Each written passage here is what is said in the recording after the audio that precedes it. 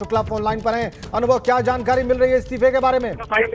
देखिए, जो बात कही जा रही थी कि केवल स्वामी प्रसाद मौर्य ही नहीं जाएंगे, दारा सिंह चौहान भी जाएंगे, वही बात साबित हुई है।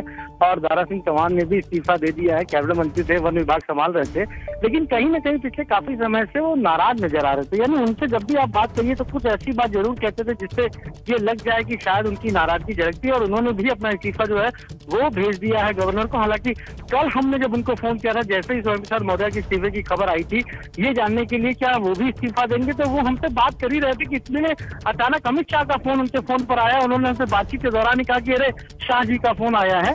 शायद अमित शाह से बात भी हुई होगी तमाम सारे मुद्दों को लेकर, पर फाइनली उन्होंने वही कदम उठाया है जो स्वामी प्रसाद मौर्य ने कदम उठाया है। उन्होंने भी इस्तीफा दे दिया है। देखिए, उनकी जो सीट है, आज एक और खबर आ रही थी कि दारा सिंह चौहान वो मंत्री पद से इस्तीफा नहीं देंगे, बीजेपी नहीं छोड़ेंगे और वो कंटेस्ट करेंगे।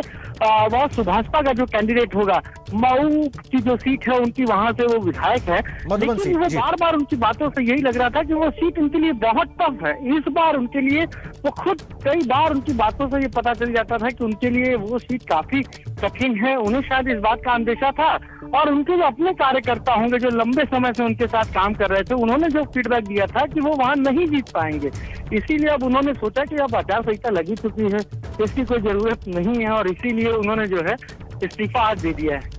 ये बड़ी खबर आप अनुभव दे रहे हैं। कल इस बात के कयास लगाए जा रहे थे, इस बात की आशंका थी, और जैसा कि आपने कहा, जब आप उनसे बात कर रहे थे तो ठीक उसी वक्त गृह मंत्री अमित शाह का फोन उनके पास गया। ये खुद उन्होंने आपसे कहा, लेकिन आज उन्होंने इस्तीफा दे दिया है। इसका मतलब ये अनुभव कि तमाम जो प्रयास थे बीजेपी लीडरशिप के द्वारा कि दारा सिंह चौहान इस्तीफा न दें, पार्टी न छोड़ें, एक और गलत मैसेज न जाए, वो सब प्रयास निष्फल साबित हुए। देखिए, आपको बीजेपी लीडरशिप को देखना है कि आप ये सोचिए कि दो मंत्री, दोनों कैबिनेट मिनिस्टर, और दोनों 5 साल उन्होंने काम किया, मंत्री के तौर पर काम किया, तो अचानक से ऐसा क्या हो गया कि पहले स्वामी प्रसाद मौर्य इस्तीफा देते और वो कहते हैं कि उपेक्षा हो रही थी। अब वही बात कुछ दारा सिंह चौहान ने भी कह के इस्तीफा दिया है। तो जाहिर सी बात है कि कहीं न कहीं बीजेपी के लिए एक बड़ा सेटबैक है। अब बीजेपी को ये देखना होगा कि क्या वजह रही, क्यों लोग जा रहे हैं। और उनके जाने से, देखिए, दारा सिंह चौहान की बात है, लोलिया चौहान है वो, और उस बिरादरी में उनकी एक अच्छी पकड़ मानी जाती है। उनको तो बीजेपी ने राष्ट्रीय अध्यक्ष बनाया था, पिछड़ा अपना जो वर्ग प्रकोष्ठ होता है उससे वो जुड़े हुए थे। तो बहुत अहम जिम्मेदारी उनको दी थी जब वो बसपा छोड़कर आए थे। पर उसके बाद से जब वो चुनाव लड़े, जीत भी गए और फिर उन्हें मंत्री बनाया, तब पिछले 1 वर्ष से ऐसा लग रहा था कि शायद पार्टी में कहीं वो अलग थलग पड़े हुए हैं, क्योंकि उनका जो अपीयरेंस था वो भी हमें लखनऊ में काफी कम नजर आता था। कार्यक्रमों में भी जाते थे तो उस तरीके से सहभागिता उनकी दिखती नहीं थी।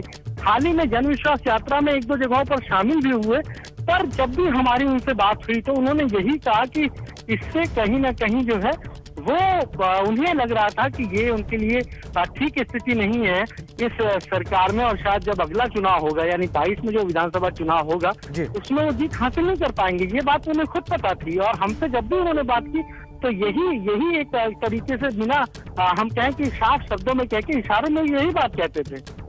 इशारों में भी यही बात करते थे। आप कह रहे हैं कि काफी दिनों से नाराज चल रहे थे, कई बार वो इशारे कर चुके थे, और 2015 में पार्टी में आए थे, ओबीसी मोर्चा के अध्यक्ष बनाए गए थे। जब उन्होंने ज्वाइन किया था अनुभव, तब भी उस वक्त के राष्ट्रीय अध्यक्ष अमित शाह की मौजूदगी में उन्होंने ज्वाइन की थी पार्टी। उसके बाद ओबीसी मोर्चा के अध्यक्ष बनाए गए, जब चुनाव जीते तो कैबिनेट मंत्री बनाए गए। फिर नाराजगी की वजह क्या थी अनुभव?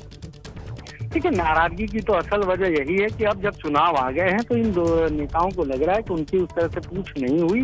हालांकि 5 साल ये पद पर रहे, ये मंत्री रहे, दोनों कैबिनेट मंत्री रहे, तमाम सारे, अगर हम कहें तो कई बार इन्होंने विपक्ष पे निशाना भी साधा।